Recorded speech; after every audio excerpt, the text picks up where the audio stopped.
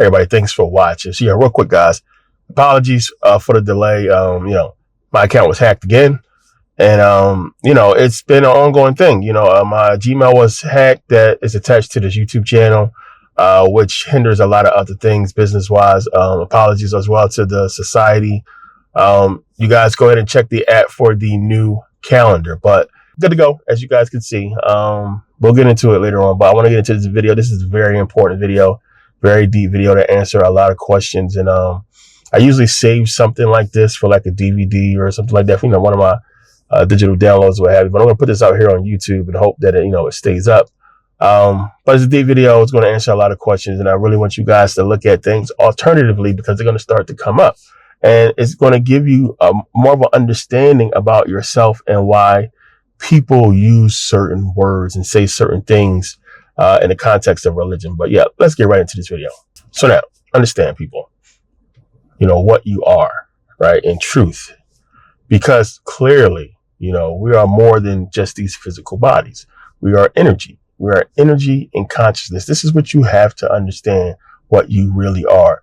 There is nothing we have seen, because they don't want you to understand this, to illustrate or to depict or show us and tell us what we actually are. And far as energy and consciousness, there's nothing comparable to that powerful thing, right? So we go by what we know, and that's our bodies. And we believe we are our bodies, and we are actually energy and consciousness that's inhabiting a body, right?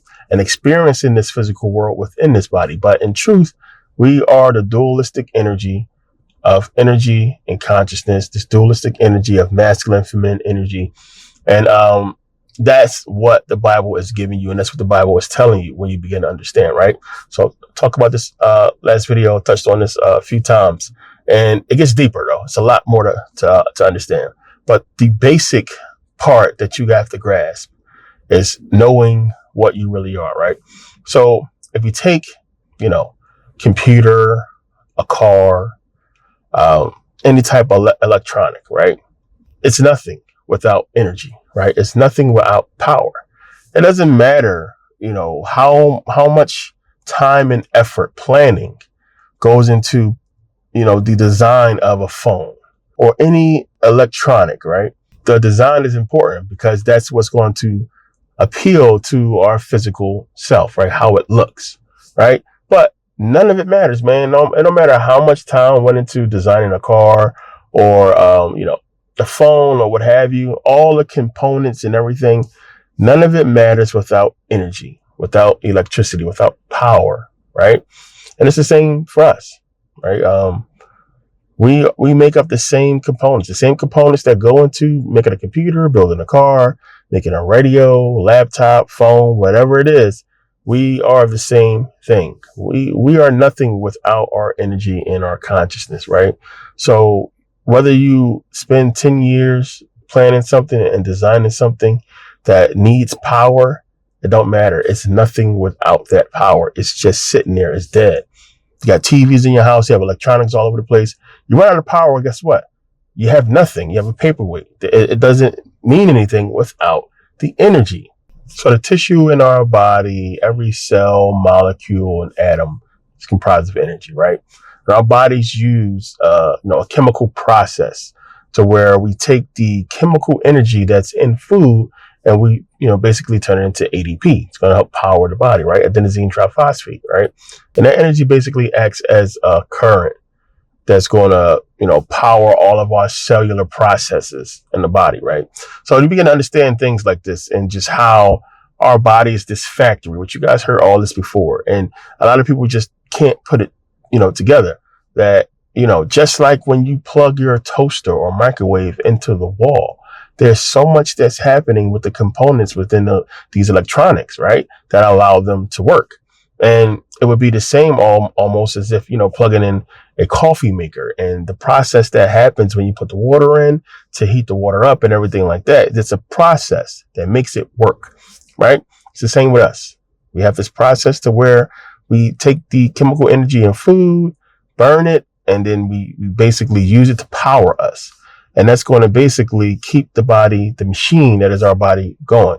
But It don't matter if you don't plug the toaster in the wall, right? It doesn't matter if you don't plug the microwave in the wall, right? All that stuff it was built to do makes no sense without the power, right? And that is us. And we have to understand that this energy that we use to power our electronics is the same energy that powers us, right? The difference is we are this energy and consciousness, and the consciousness is what really, puts us on a different level and scale. Because of course, a toaster has energy, it's energy running through our homes and what have you, but it's unaware, right? It's unaware. It has a program it follows. So this process of burning, taking the chemical energy in food for our body. And, if we're constantly working out, we're constantly burning that energy, right? And we release it from our bodies in a form of heat, right? So we have this process from the food, and we eating food. Then you go out about your day, you're working and what have you, and you're burning. It's the factories going on. You're burning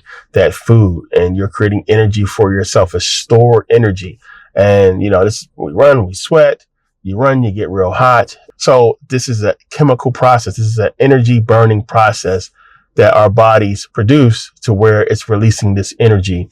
And if you're in a room with a bunch of people, the room gets hotter. We have names for that. So many black people in the room. It's hot as shit in here. And this is what's taking place, right? So I want you guys to understand that the body is this, this machine. And it's an amazing thing. And it's something the ancient Egyptians really got into, because they began to break down and understand how amazing the body was. And this is why I always talk about them. And you guys see some of my previous videos when I'm giving you their understanding of the body, and they give it to you, to us as well. But the way they looked at it, they marveled at it. And it's as if they experienced a different body. But you have to look at this process. And I'm saying this because I want you guys to understand the importance of this energy. So you got to understand what the Bible is trying to teach you, that you are God, right? You are God's. And the Bible in Genesis is giving you this understanding. I broke this stuff down. We're going to get into it a little bit here. But you have to think about the power part of it. You are this powerful energy and consciousness, right? Until you enter the body. So you are God then. But when you enter the body, you become Jesus, Christ consciousness, right? So no man can get to the Father but by me. And it's like you take a piece of yourself in order for you to experience the physical world. And this is what Jesus is representing you, right? So you begin to understand, like, okay, I'm this power. Then when I come into the physical world, I'm this physical being, but I'm still this power, right? And it gets you into the whole conundrum of why, in Catholicism and some Christian beliefs, they say Jesus and God is one and the same. And then some believe that Jesus and God are completely separate beings. But when you begin to understand what it's really talking about, you understand that they're basically one and the same. But in this instance, you have God, the Father, right? The all-powerful God. And you have Jesus in the physical form that is not as powerful, of course, or not attached to the Father, but attached to the Father, when you understand. But this is what they're trying to say to you and explain. So once we enter into these bodies, we are bound by our DNA. Our parents are responsible for how we're going to develop, right? And how you are now, how you will be, is up to your DNA, your cells. And we know that our DNA contains genetic information that is organized into genes, right? And bundled into chromosomes that's in the nucleus of a cell, right? So DNA into genes, right? Genesis, right? So Genesis, as I broke down in the previous video, is giving you that understanding of, as I broke down and showed you guys, the waters. It's talking about the woman's womb. Genesis is giving you the woman's womb and being born and what have you. And that zinc melanin spark, that melanin zinc explosion that happens when the sperm meets the egg, right? So it's giving you this understanding that you have this power that exists. Before we enter the physical form, it's this energy and consciousness, right? Once we enter into the body as energetic, right? This energetic beings, and we become this material. In order to become what we are today, this creation has to happen, right? That's why they call it the creation story. It's the creation of us. And once this spark happens and the power that is contained within the egg and the sperm meets, then we begin this whole building block, this whole creation of life. So we are made up of DNA. That DNA contains genetic information, what have you, that lives in the nucleus of our cells. And it's just like any type of electronic component, the car I'm sitting in or what have you, our phones, anything, it has, codes. It's been coded to be exactly what it is, to function the way that it functions, right? You have to program these things to do what they're doing. It's the same with us, right? Our bodies, as we are right now, already contains the code that we would need if we have an offspring to do the same process over again, right? To repeat the process. Whoever made us was smart in that design to where they coded us in this way so we can keep producing, and it'll be a lot easier for us to come into this situation that we are in now as far as being grown, right? So we are nothing without the power though, right? So all the codes, everything that I'm talking about as far as our genetic information and all of the information that exists within our DNA and our cells, what have you, is nothing without the power, without the energy, without the consciousness. So no matter what the phone, computer, electronic equipment is, once you plug it in, it can only do what it is programmed to do, right? Your phone can only do what it has been programmed and built to do. All of our electronics have been built to function a certain way. The difference in us is, we are bound by our DNA or what have you, but we have the ability to become self-aware, to learn and grow, right? That's what consciousness is about. And you have to understand how to separate the two. The energy that's in the wall is not the same energy that's in you, right? There's a conscious energy within us that comes from the consciousness versus the energy that's in the wall. But you also have to understand the programming as well, because once the energy comes into the product, the electronic, that energy is stored. It is being used to power that device. And the energy can do nothing but what that device is programmed to do. Now, that energy goes back to a source, right? Same as us, once we enter into these bodies, we can only do what the DNA is programmed for us to do. Same thing. Again, the only difference is we can become self-aware. We can, because of consciousness, understand what we are and grow. We can obtain information and learn about our surroundings and grow outside of what we are in physically, right? A toaster can't do that. A phone can't do that. That energy is bound by the electronic, by the programming. We are not bound by the programming. And then you begin to understand and look at the world differently when you understand this.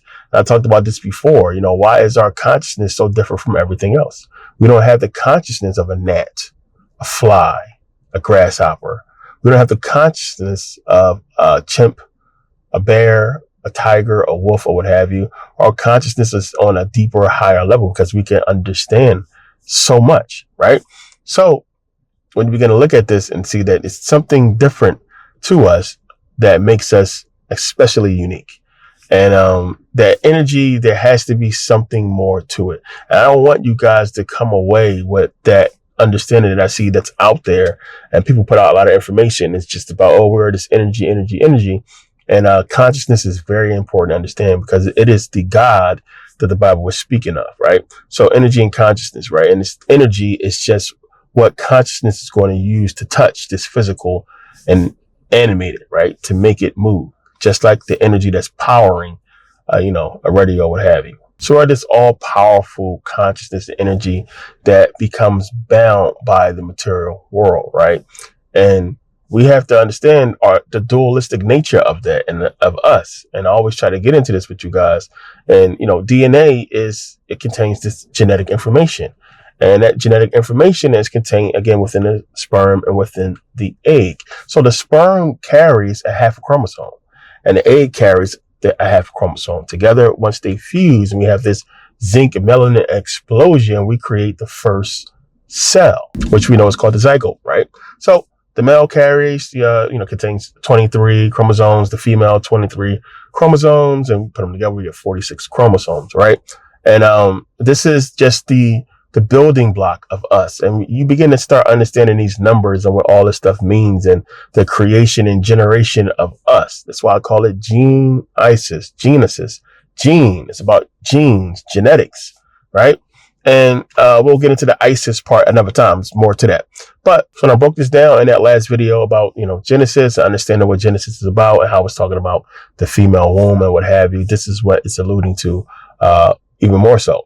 That it's this process that happens in the building of us, right? The beginning, Genesis, the genes that is going to make us into what we are. Everything that is profound in the book of Genesis, everything that it's talking about has to do with the body, right?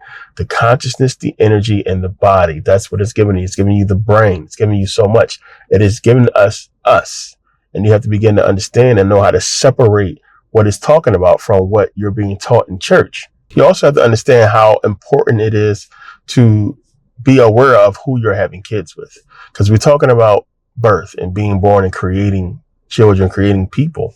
And it's important to know who you're with. And women have to be especially cautious because you guys carry around the DNA of so many men. They knew exactly what they was doing when they made thoughts, when they put this whole generation on this whole sexual crash course of bullshit to destroy the black family, right? To destroy generations of children, families. They knew what they was doing. They understood, as I broke this down before, about the demon child or the bastard child and what that really means. It's a big deal, right? So when you look at Asian culture, Indian culture, and why they have arranged marriages, why that's important, because the person who you're going to mate with, their genetics has to be right, because we're talking about creating gods here, right? And like, you're creating demons, devils, you're fucking up.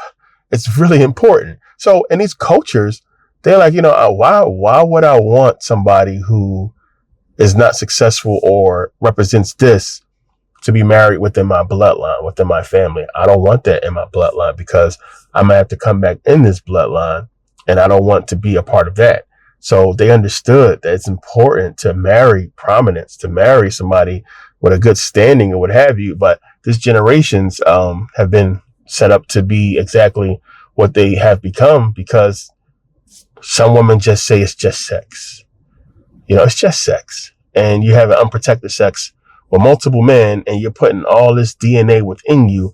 And then a baby is born and you don't even realize that a lot of the genetics from that child is not even from the biological father. It's a bunch of different men who is contributing to the genetics of that child and the traits, the characteristics that that child is going to develop. Even some of the, diseases or problems, what have you, probably won't even come from the father. They come from one of the other men that you slept with that left DNA inside you. So it's important. And it's one of the things you got to learn as women, that one, if you're going to be a hoe, at least be a hoe that protect herself.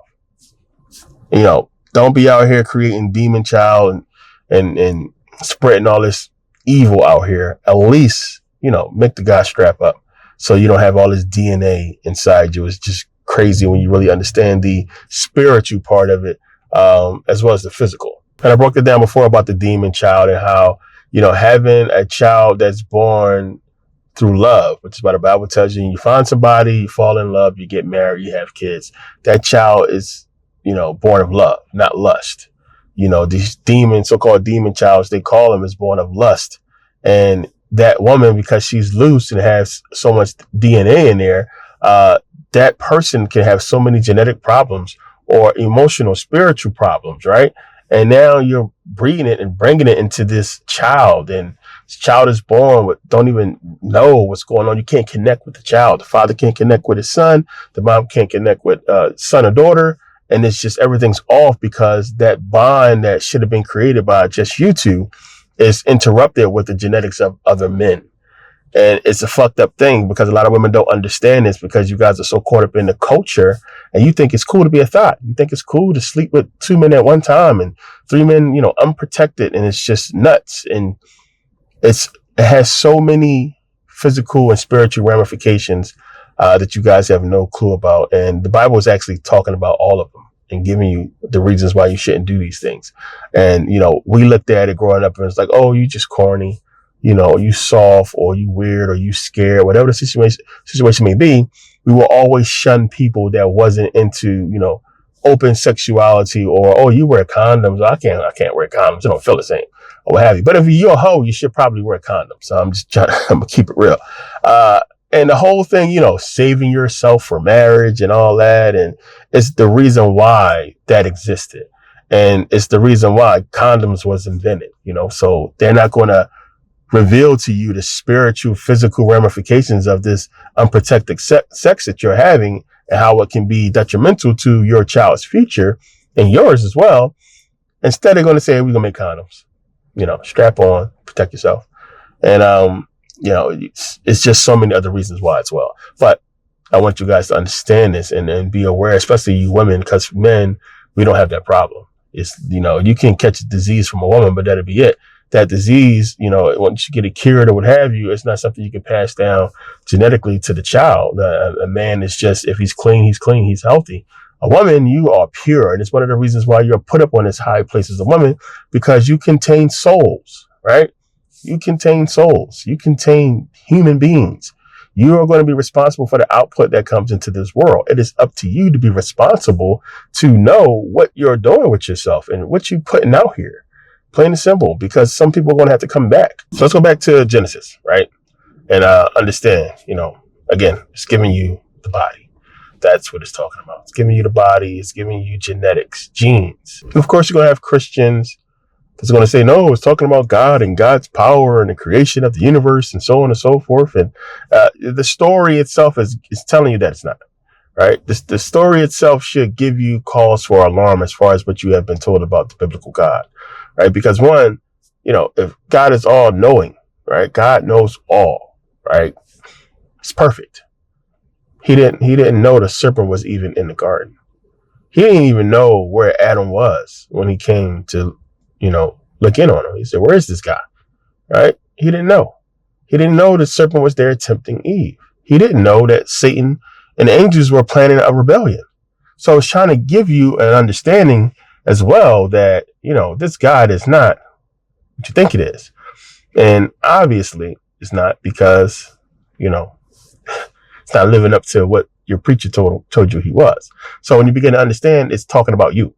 It's giving you an understanding of you and, what you are and how these things are pertaining to you in the body and genetics, what have you, right? This is what Genesis is talking about. So there's no way God would create us, right, with the ability to sin. If it's all about sin, don't sin, listen, obey. Why would you create something to be disobedient, right? Why would you create something with the power, the capacity to disobey?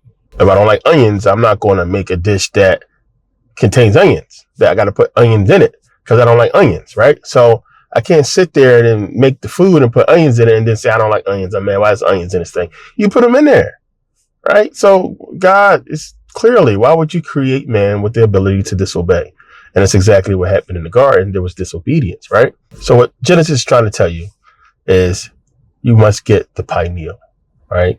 So the serpent is tempting Eve to eat of the fruit of the tree of the knowledge of good and evil, right?